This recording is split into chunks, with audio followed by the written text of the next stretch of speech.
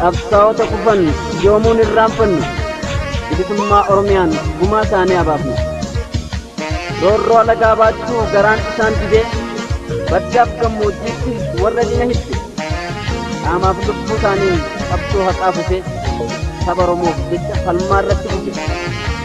Warra joota Oromoo boonsitoota qomoo Taaddee Birruuf Baaroo Guddinaaf Elemoo Hayilamaariyaam Gammadaa Muhee Abdoof Maammoo warra akka Nimsaattuuf Abdullaahi Ganamoo Sirraan olee qooda koo gadaanis kan koo guuta lammiin koo maala yaadda ana yaaddessa malee. Sirraan olee qooda koo gadaanis kan koo guuta lammiin koo maala yaadda ana yaaddessa malee. Yaa yaaddessa goota koo sirraan olee qooda koo guuta lammiin koo gadaanis kan koo maala yaadda ana yaaddessa malee. Sirraan olee qooda koo gadaanis kan koo.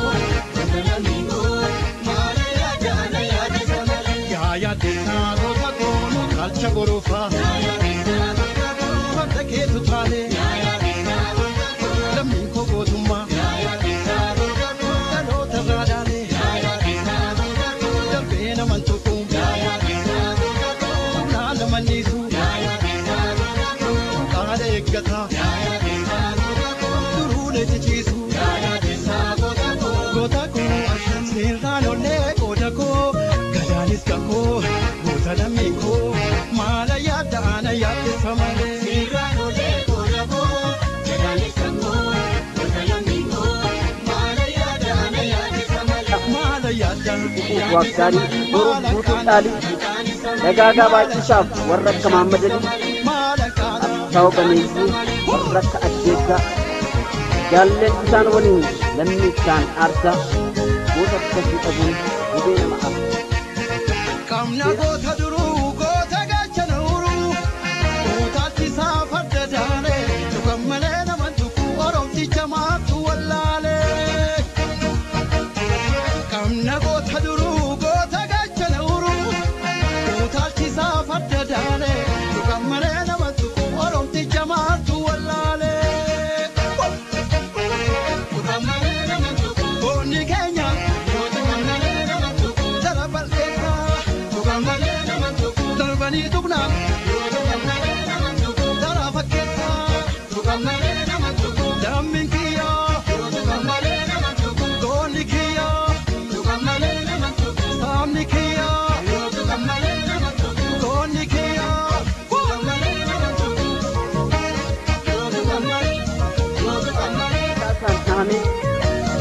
Bataasan kutuu gadeedhaan jedhamee uleedhaan reebamee baadhaa ajjeefame nageellee Booranaatti nagaadhaan sobamee sabboonticha luboo gammachiis bakkaname.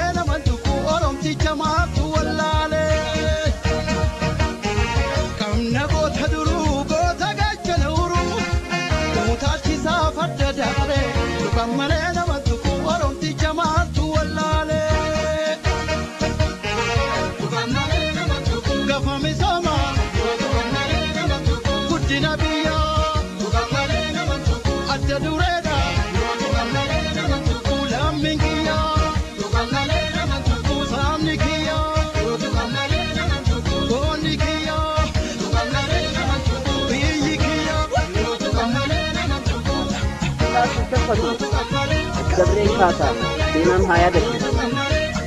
Gabrummaadhaan kanneen ficcilanii humna gabroonfachuu agaaziidhaa tumanii yaagamaa badhaaneef kabbadaa badhaasaa.